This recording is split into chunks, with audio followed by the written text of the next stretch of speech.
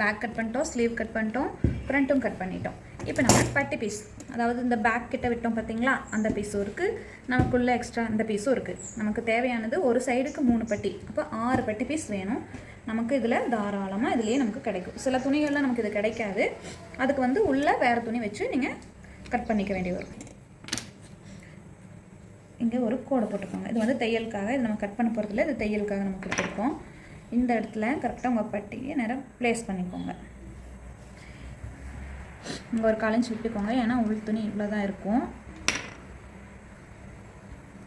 கரெக்டாக அதை நேராக ப்ளேஸ் பண்ணிவிட்டு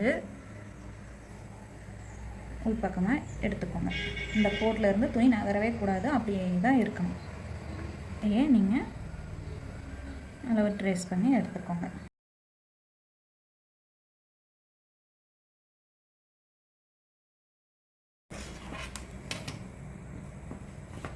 மொத்தமாக இதில் எவ்வளோ இருக்குன்னு பார்த்தீங்கன்னா, இங்கிருந்து எடுத்துக்கோங்க. 10.25 இன்ச் இருக்குது. நமக்கு இதில் ஒரு பாயிண்ட் தான் கம்மியாக இருக்குது, அதனால் பெரிய பிரச்சனை இல்லை, நம்ம கட் பண்ணி எடுத்துக்கலாம்.